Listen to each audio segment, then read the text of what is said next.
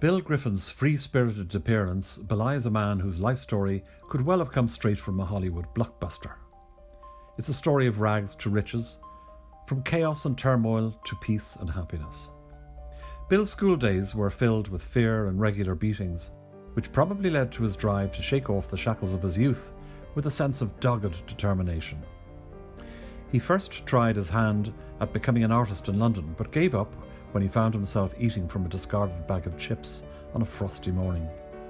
He came back to Ireland and worked in an oil rig, and after 3 months bought his first house for cash. At age 50 he gave it all up and found his perfect sanctuary in the remote wilds of West Cork, an old mining town called Allihies on the Beara Peninsula at the edge of the Atlantic, and there became a full-time artist. Our day starts with Bill chatting about his approach to painting and what inspires him.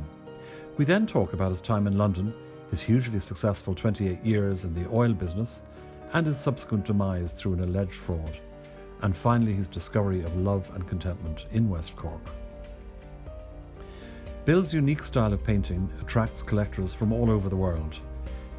In the words of a close friend, he works in an intuitive and stream-of-consciousness manner, revealing narratives from a universe of clowns, biblical figures, Spanish noblemen, animals, the judiciary, and tales from his own rumbustious life. His work is almost entirely created not with paintbrushes, but with his fingers. So when Trina and I arrived at his studio, I was surprised to see a paintbrush in his hand. So I noticed you using a brush there. I've had to start using them again lately because I got this thing called carpal tunneling, and it's I can control. It's all right.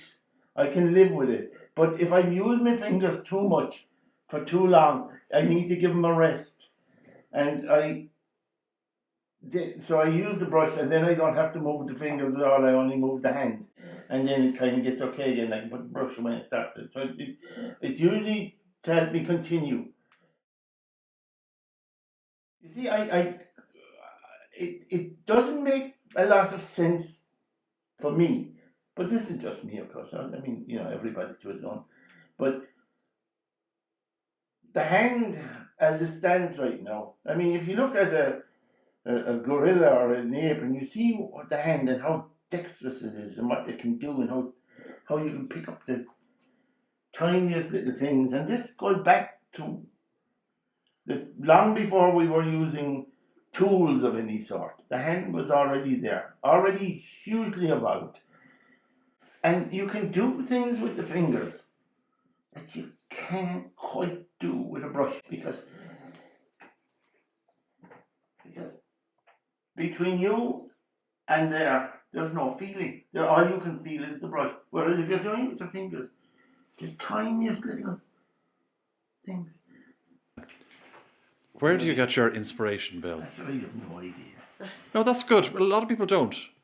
But some people will make something up, I sometimes make stuff up afterwards. Yeah. Which, of course... But I mean, there generally is a theme running through your work, isn't there? It evolves. Yeah. It evolves because it's a combination of thoughts. Because when I painted that now at first, and then let it down to dry, I had no idea what I was trying to do when I picked it up the next time. I just continued doing something and take it into a new area of thought. Yeah.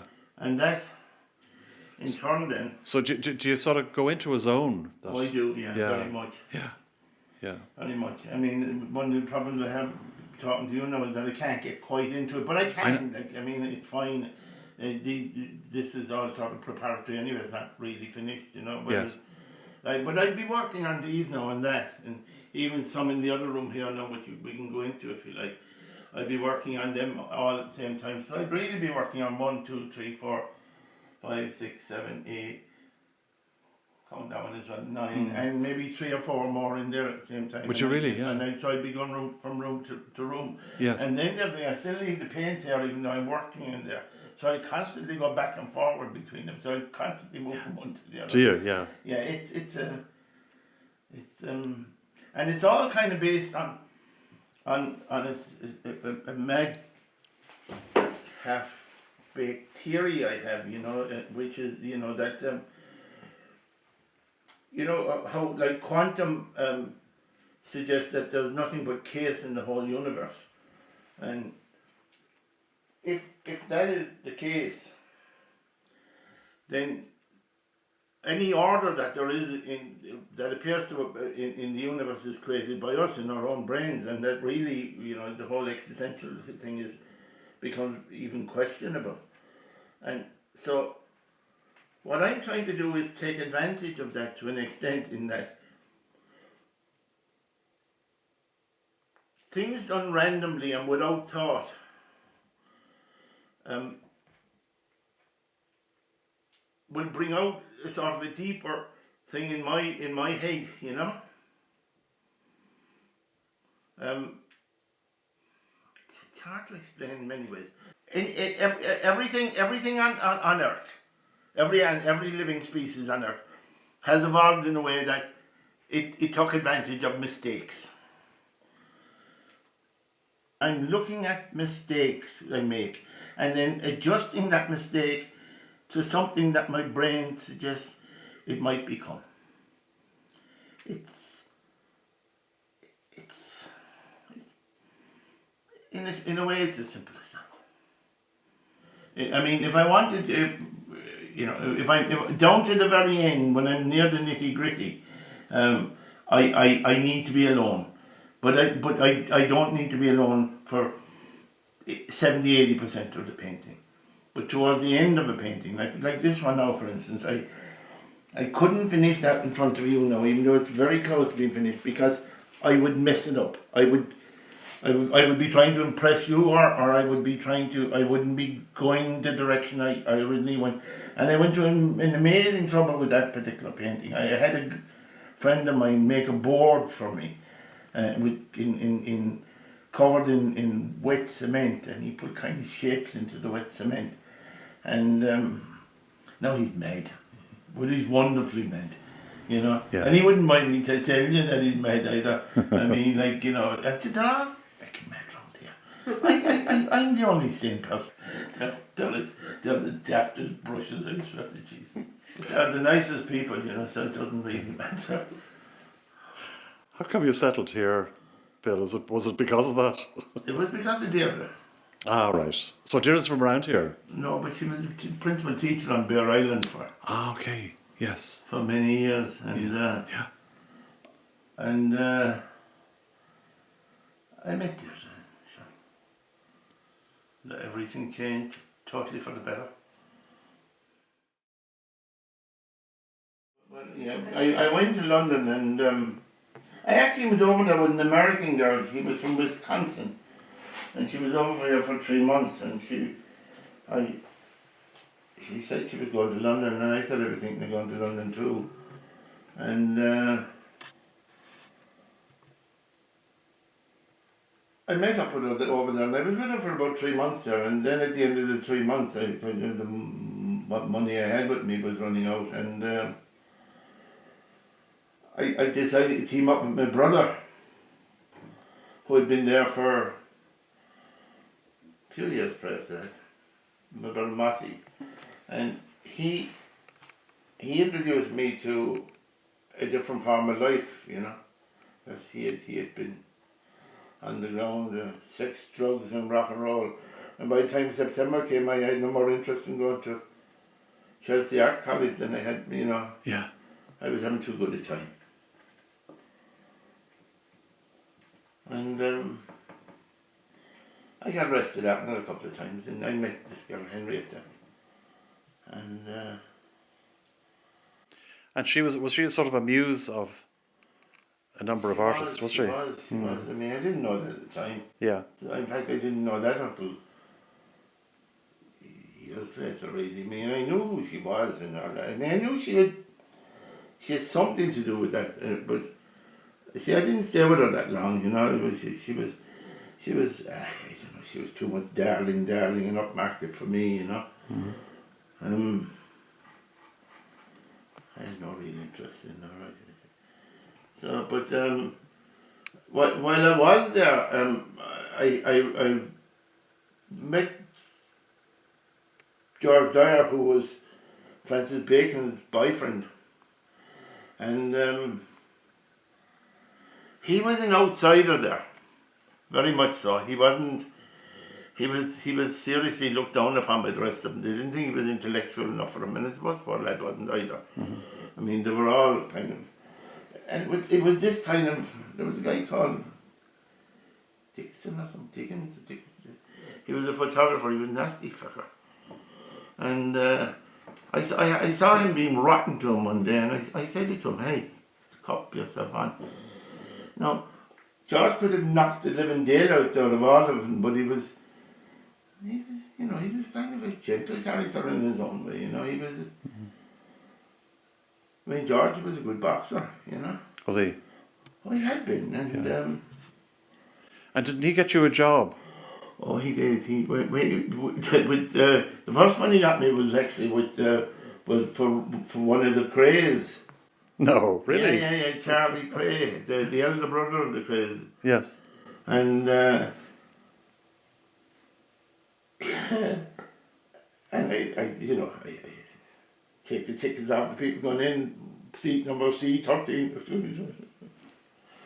But I enjoyed the wrestling bit of it because it was so theatrical. Yeah.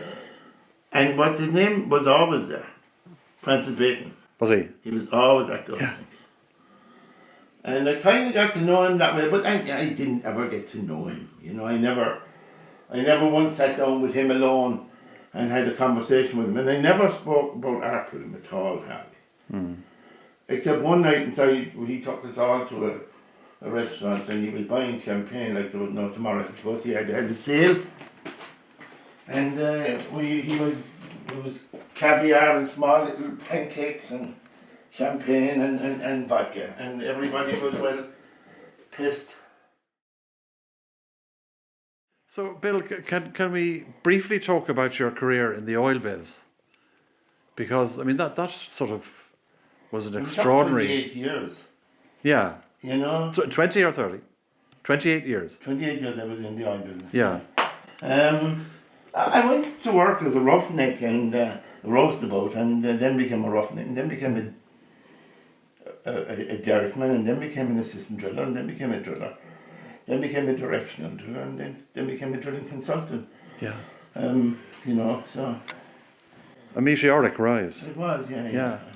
And tell us what sort of countries you've been to, and I gather you've met some scallywags in your day. Oh, I did, yeah. I mean, there were, Saddam Hussein and Muammar Gaddafi, Yeltsin, the oil business was, it was good to me. It came at the right time. I was able to get 3 kids through college without too much effort. Yes. I mean, I never had to go into debt or anything like that to get them through college, and none of them had to go into debt in any way at all. In fact, the opposite. They were living high on the hog. But they all did fine, and I'm very grateful to the oil business for that. But by the time I got to being a consultant on the international stage a bit, I was beginning to realise that it wasn't a nice industry, and there was something horrible about it altogether. When I went to Iraq, it opened my eyes terribly. I realised totally that Iraq was going to be invaded. I knew it was going to be invaded. I knew that their idea was, that they wanted to get the oil in Iraq, because Iraq has vast quantities of oil. Iraq probably has more oil than Saudi Arabia, because they haven't been using it up at all. Yes. There was one region there that I looked at seriously. I think it was Block 9. I can't remember which particular block. I think it was Block 9 down toward Basra, and I did a big study on it. And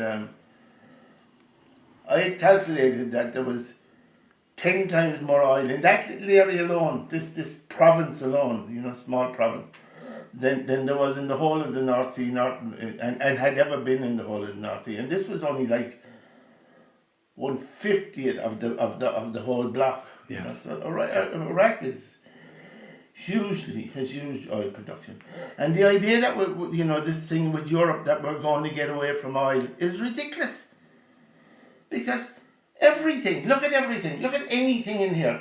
It's all made from oil. Everything we have, the jacket you have is made from oil. The shoes you have, the trousers you have, the shirt you have. Maybe the shirt is cotton. The camera. Yeah. Every single thing we have is made from oil. Hydrocarbon. And they're all byproducts of petroleum or byproducts of diesel and things like that. Now, if we want to continue manufacturing these things, we can't do it without taking the oil out of the ground, because you can't take it out. You can't take out enough just for that, and you can't take out something that will do that alone. You have to take the whole thing out, refine it, and you're left then with petroleum. You're left with different products. As you break it down, you're left with different products all the way along. Down at the very bottom, you get the black oil, which is really good for nothing but fuel. So what do you do with that if you have to? You can either pump it back into the ground, which I suppose you could do. But what happens then is that you're paying the full price for oil for the stuff that you're going to make the byproducts out of. And you're going to throw the rest of it back down the hole. You're not going to be able to do that.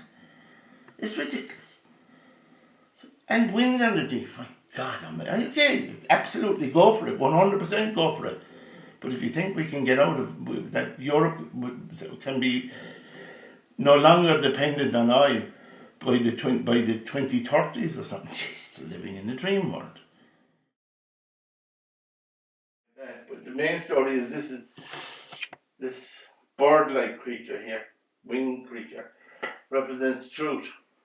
And truth is being stabbed. I must get the swords a bit more highlight by injustice, by deceit and injustice.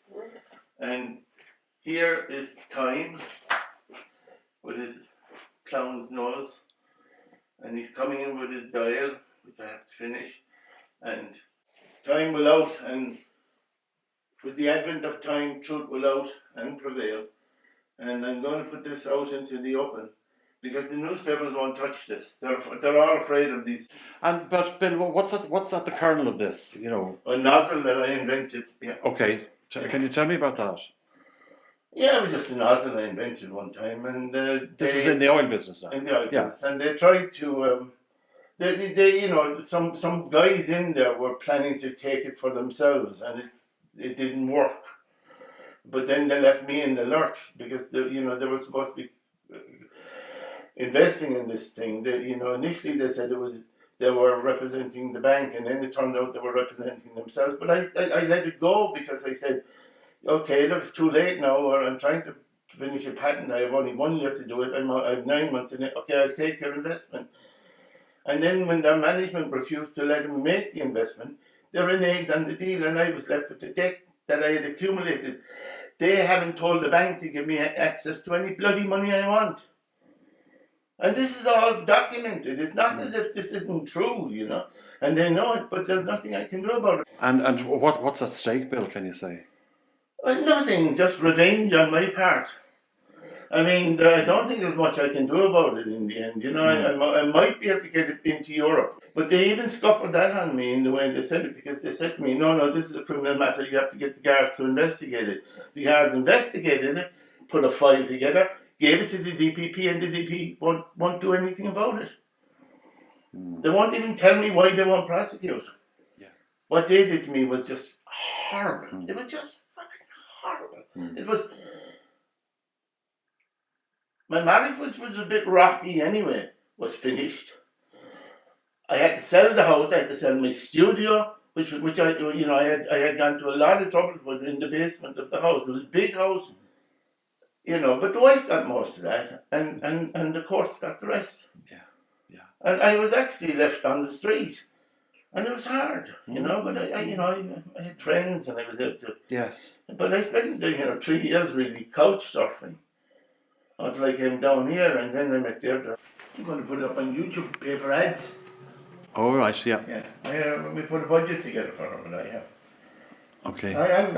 I'm cross with these guys. I can tell. If they answer them, I keep writing to the Chief Justice, I keep writing to this guy, I keep writing to the Minister for Justice. Now, some of them acknowledge it, but none of them, say, oh, that's terrible, Bill. So the only way I can do it now is and the newspapers won't touch it. You've tried that. I gave it to a guy I know who has a PR company, and he tried it and could get nowhere. So, you know. But Bill, what do you want out of it? Do you want an apology Oh, or money? revenge. Oh, that's all. I want to expose them for what they are. Okay. You know, I don't want. So it's not the money. Should I have money? If I wanted money, I'd be drilling holes in the ground. You know? Money was never important to me.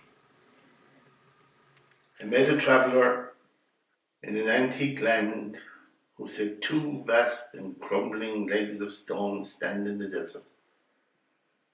Beside them, half covered in the sand, a visage whose cruel and twisted lips, sneer of cold command, show that the sculptor well these passions read.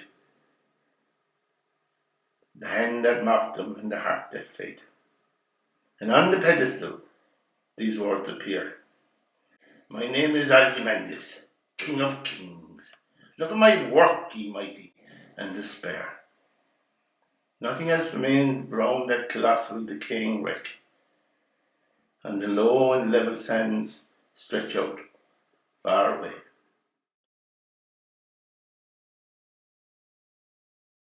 Yeah, I was telling you about this brochure. It was an exhibition I did in St. Finbarr's Cathedral in 2005. It was the year of Cork had the City of Culture, and I did an exhibition in St. Finbarr's Cathedral. And a number of people sponsored the light. Well, one person sponsored the lighting. Her name was Frances Lynch, and she's a good friend of mine. And another guy then, who was a great friend also, and you know, a guy who's been extremely generous to me over the years when things were tough.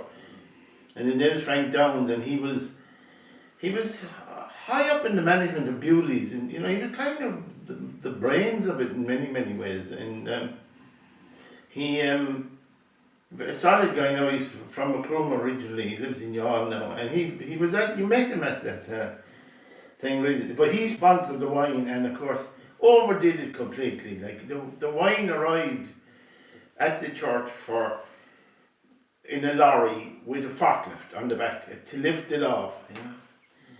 And I got a guy called David Monaghan to work at the bar, him and another fella. You know, one fella as fond of drink as the other fella. And it got out of hand, to tell the truth. And then there was a chap called Jim Madden, who was a good looking guy, but he was engaged to one girl and gone out with another, and invited them both to it, and they fought up and down the aisle of the church. I mean, tore like out of each other. Yeah. And then a guy who was there, who had a few drinks in him and was a very good organist, a guy called Don Creedon, brother of John Creedon, got up in the organ and started playing it, you know, and started playing, you know, jazz and a fabulous player, like, but it wasn't. And the whole thing got totally out of hand, and the Dean lost the plot and came in and started roaring at him, because that made it worse. And eventually he got him out, like, but on the way out then, Don fell into an open grave that they were moving a bishop. The Foss people were moving a bishop, and he fell into an open grave, and your manager, the Dean, had turned out all the lights, and we couldn't find him. We could hear him, we couldn't get mayhem. But it kind of became a Cork story after that, and took legs on, you know. It was made 10 times over. Monaghan wrote a book in which it was 2 chapters, I think. You know? Yes. Monaghan is a writer, American. Yeah. Lives in Cork, and it was good fun. So yeah, I've only a few left. So here's one of them for you. Thank you very much, Bill. So this is it's now known as Murder at the Cathedral. And I got a letter from the Select Vestry telling me I wouldn't be welcome there again. Oh. Gosh. And of course that I could have got out of that. I could have got out of that if I had sense, but I was half drunk when I got it, and I wrote back something which I thought was funny at the time, and realised afterwards, I wrote a check that my mouth. I wrote a check with my mouth that my ass couldn't catch.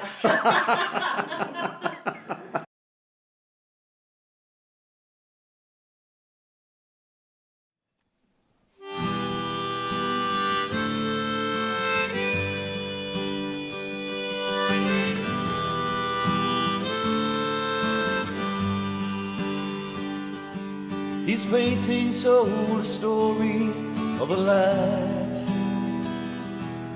some of happiness, some of strife. Stories of dreamers, kings and queens and schemers. The honesty of the artist cuts you like a knife.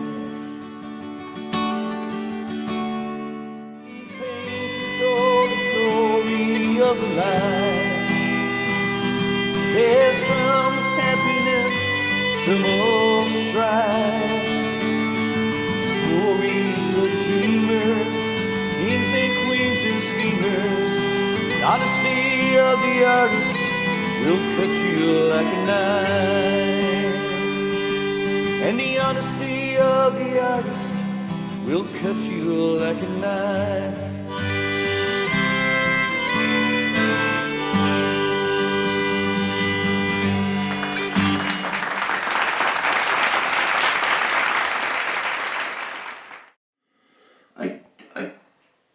I get up about 7 usually, and just come here then.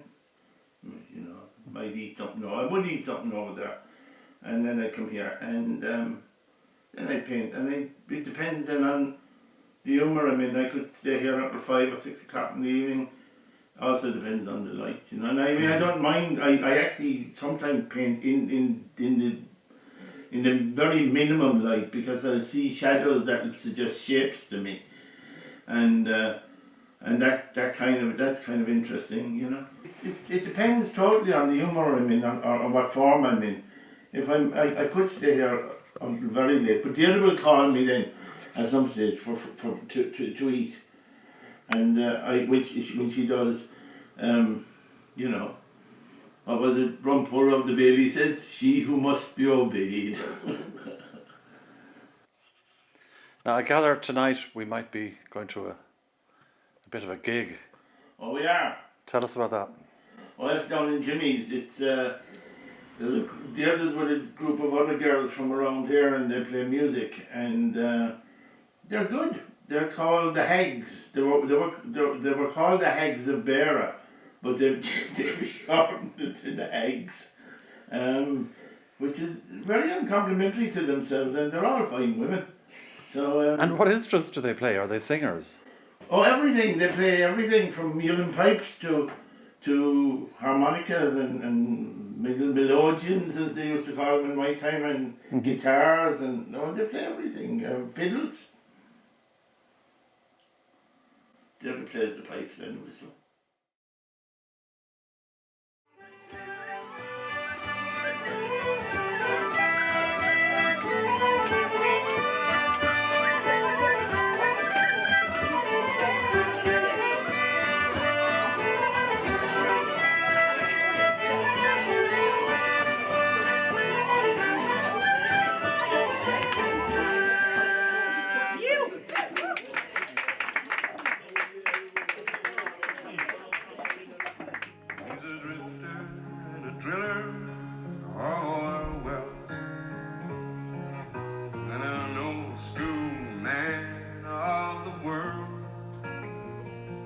Taught me how to drive his car when he's too drunk to,